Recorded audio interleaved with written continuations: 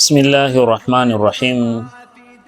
Wassalatu wassalamu ala ashrafil anbiya'i wal mursalin Muhammadin wa alihi at-tayyibin at-tahirin.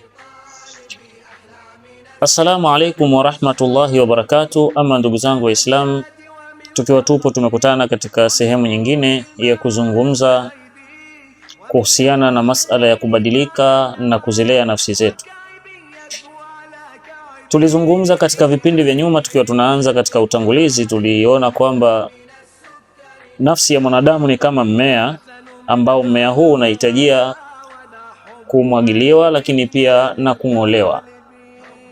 Msingi wetu tunaoanza nao ni msingi mkubwa katika jamii, ambao msingi huu tulizungumza katika kipengele kilichopita au kipindi kilichoisha, na huu msingi ndio ambao watu wengi wanakuwa ni wagumu kurudi kwa Mwenyezi Mungu kwa kuhofia au kukata tamaa kwa yale walioyatenda.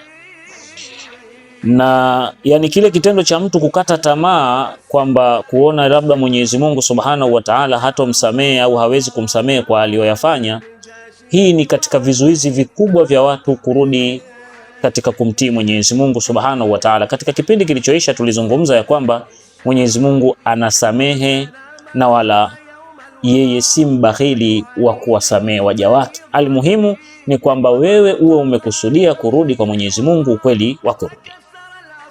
Leo tutaangalia aya ya Mwenyezi Mungu Subhanahu wa Ta'ala iliyo katika Suratul Nisa'i, ambayo ni aya ya 17. Na hii baadaye pia kuna aya ya 18 inazungumza matoba ambazo hazitokubaliwa, lakini tutaizungumzia aya ya 17. Mwenyezi Mungu Subhanahu wa Ta'ala anasema katika aya hii ya 17 Suratul Nisa'i, innama taubatu ala Allahi lilladhina ya'maluna su'a bijahalatin thumma yatubuna min qaribe. Anasema Mwenyezi Mungu mtukufu ya kwamba hakika tauba kwa Mwenyezi Mungu Subhanahu wa Ta'ala ni toba ya wale ambao wamefanya mambo mabaya, wamefanya mambo maovu kwa bijahalatin, kwa ujinga. Tutakuja kuangalia hili neno bijahalat. Innama taubatu ala Allahi lilladhina ya'maluna su'a bijahalatin thumma, wamefanya makosa, thumma yatubuna min qaribe, kisha wakafanya haraka kuomba msamaha. Faulaika, Mwenyezi Mungu anasema hao ambao watafanya hivyo wamekosea, kisha walipogundua wamekosea wakafanya haraka kuomba msamaha kwa Mwenyezi Mungu Subhanahu wa Ta'ala, anasema faulaika yatubu Allahu alaihim, hao ndio Mwenyezi Mungu Subhanahu wa Ta'ala anawasamehe. Wa kana Allahu aliman hakima, na Mwenyezi Mungu Subhanahu wa Ta'ala ni mjuzi na mwenye hekima. Kwa hiyo mwanadamu yoyote ambaye tayari amegundua amekosea,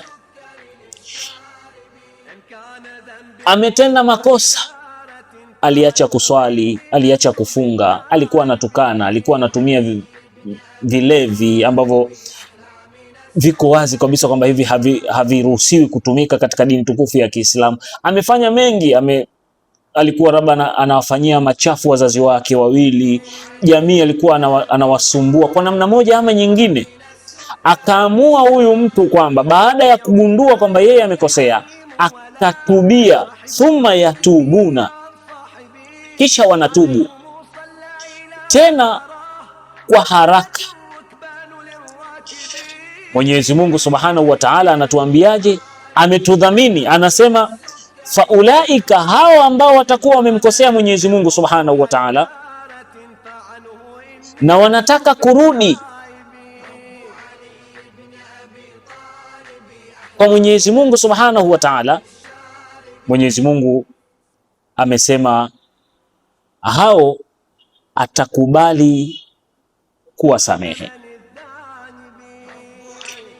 Kwa lugha nyingine ni kwamba, ndugu zangu, tuliokuwa tumemkosea Mwenyezi Mungu na tunaomkosea Mwenyezi Mungu Subhanahu wa Ta'ala, tunapogundua tumemkosea, basi haraka sana tuombe msamaha, tufanye tauba kwa Mwenyezi Mungu Subhanahu wa Ta'ala.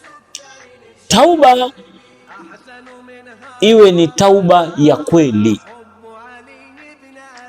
Pia tutakuja inshallah katika vipindi vinavyofuata, tutakuja kueleza tauba ya kweli ni ipi. Lakini tauba ya kweli, mtu akitubia, Mwenyezi Mungu amesema yeye ni mwenye kusamehe. Tauba ya kweli, toba ya kweli, taubatan nasuha, toba ya kweli.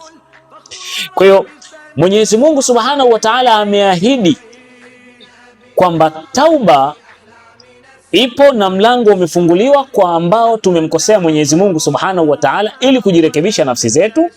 Lakini ni kwamba tunapokuwa tushagundua kwamba tumemkosea Mwenyezi Mungu Subhanahu wa Ta'ala, basi tunafanya haraka kuomba msamaha, tunafanya upesi kwenda kung'oa haya makosa katika nafsi zetu. Itambulike, nakumbushia na nakariri zaidi kwamba malezi ya nafsi ni kama mmea. Wakati unaenda umefunga mwezi mtukufu wa Ramadhani, lakini vile vile kufunga Ramadhani ni jambo jema zuri, maana yake ni mfano kama vile umemwagilia nini, maji. Lakini kwenye kifua chako, kwenye nafsi yako ulishatenda makosa, ulitakiwa ufanyaje? Uyang'oe.